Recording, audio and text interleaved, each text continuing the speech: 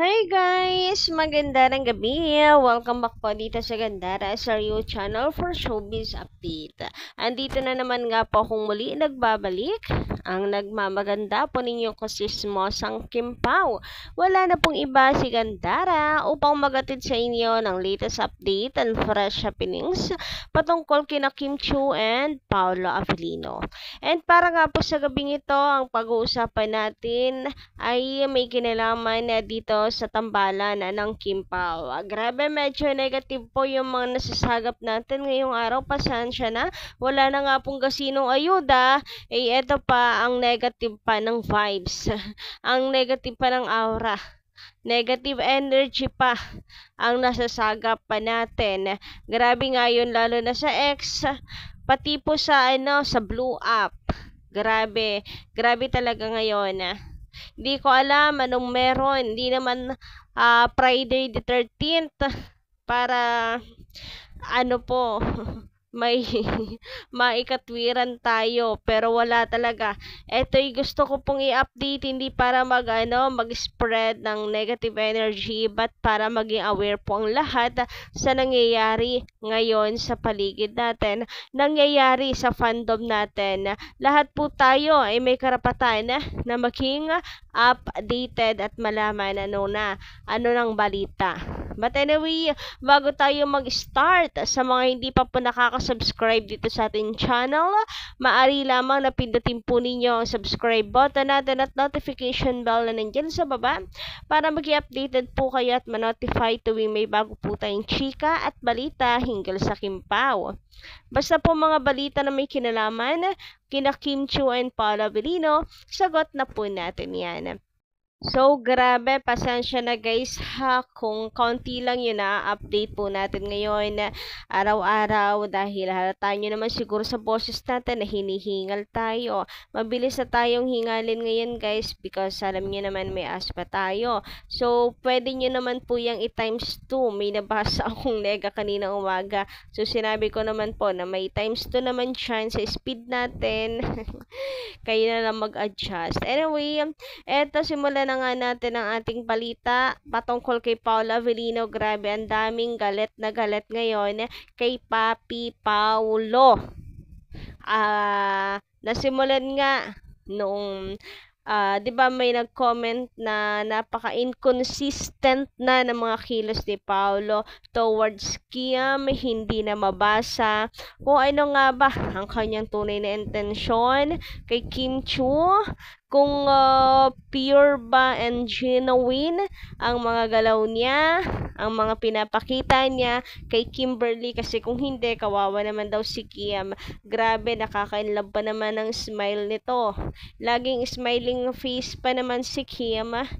Tapos baka masaktan lang. Yan po ang iniiwasan ng mga fans and nagwo-worry dahil sa napapansin na inconsistency sa kilos ni Paolo Avellino.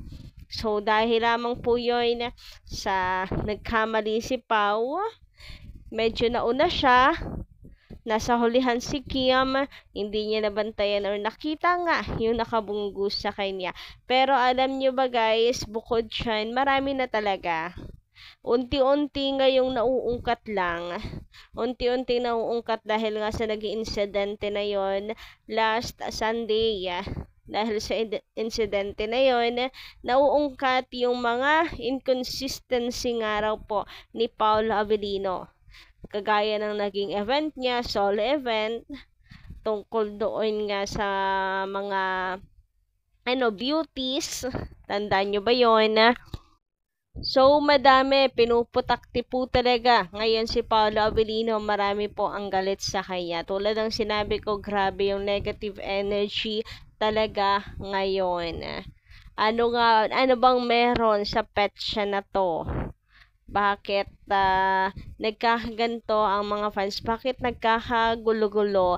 Hindi ba maaaring mag-meet tayo sa intersection at the end of the day, mahal natin sila Kim and Paolo.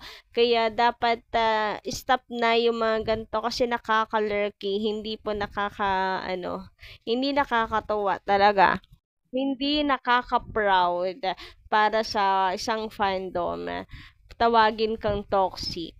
So, ayun nga, dahil sa mga insidente, nariyan yung pangungwestiyon kay Paolo na handa pa ba siyang gumawa ng projects with Kim?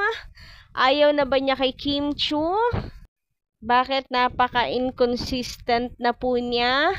Ayaw na ba niyang makatrabaho si Kim kaya gumagawa na siya ng mga ways?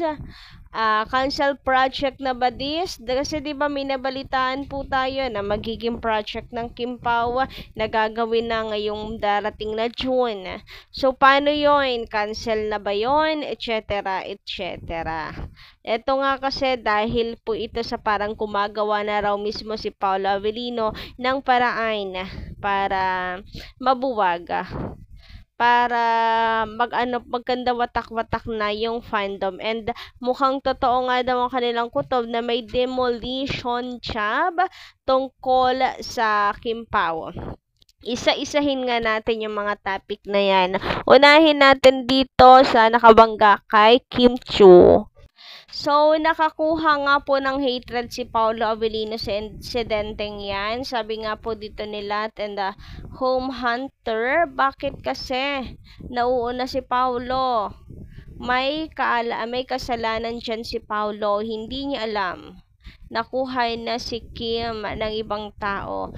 Pang second time mo na yan, Kim. Wala kayong backup. Nakikipagdaldalan lang si Paolo. Kita naman na malayo si Paolo. Ay, di ba nakakatanggap po talaga ng hatred si Paolo. Ang dami nang gigigil sa kanya. So, yan po ay patungkol pa lamang doon sa nakabangga kay Kim. Ngayon, dumako naman tayo dito sa isa pa kung saan nakakuha si Paolo ng hatred. Dito pa sa mga beauties na yan, yung paghalik ni Paolo Avellino etc. na distracted sa Cocomelon ng isa po sa kandidata. So, hindi lang po yung hatred galing sa bashers, kundi mga Kim Pao fanay talaga na hindi nagugustuhan yung mga gantong galaw ni Paolo. Ayun na nga, sabi dito ni Madam Corazon Reyes, wala namang ginawang masama si Paolo, work lang yon para pakiligin ang mga contestant at mga nanonood. Ganun talaga kahit ibang pageant, ganyan ginagawa ng guest. Ano ba yan? Para namang big deal ang ginawa niya. Katulad naman ng ibang fans, binigyan agad ng mali siya. Alangan namang tumayo lamang siya diyan na parang tuod.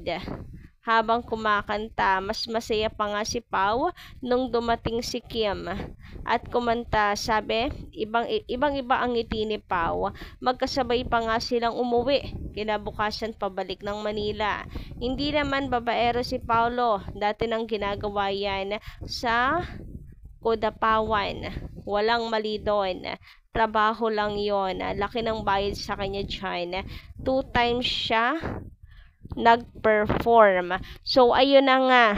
Dahil sa hatred na natatanggap ni Paolo, wala naman kasing mali doon. Another hatred, guys, na kung saan napapansin na nga ng mga fans, yung mga inconsistency daw ni Paolo Avellino na parang way na daw po ito para mabuwag na ang Loud Team. Tulad ng dati yung comment dati sa parang naamoy nga daw niya na parang meron daw pong demolition job sa Kim Pao dahil bakit hindi daw naging honest sa pagbabalita or pagre-report ng kinita po ng My Love Will Make You Disappear. Madaming hindi po naniwala sa 173M.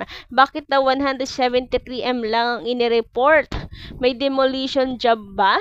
Para kasi kapag sa 173M lang, gustong ipalabas na mahina ang Kim Pao. Kapag mahina, nung ibig sabihin, then no projects to come na. So, sabi nga po dito ni Bernardita Carberos, unbelievable. Please be honest naman. In 1 week time before it was announced, 100M na. Ngayon, 173M only. Then, there is a victory with that gross. We know how to project the gross. We are not bobo, please. Be realistic naman. Don't you know it will create bad image in your industry? So, ayun, di ba nako-question talaga yung kinita. Lahat ng yan ay isa lang yung pinatutunguhan. Parang meron talagang gusto pong pigilan na at putulin na ang tambalan ng Kimpawa. Yun po ang nakukutuban, napupulsuhan ng mga Kimpaw fans na aamoy. And sana hindi naman daw, kaya ganito yung inconsistency ni Paolo pagdating po kay Kim Chiu. Sana naman ay hindi. Sana nga, mga nagkataon lang. Kasi pwede rin naman talaga na masyado lang tayong OA, masyado lang natin binibigyan or masyado lang binibigyan ng mga fans ng ng issue ang bawat bagay-bagay. So kayo guys, anong inyong tingin patungkol dito? Pa-comment lang nga dyan sa baba. And hanggang dito lang muna aking update. Kita-kits po tayo sa mga susunod ko pa pong balita. Maraming salamat.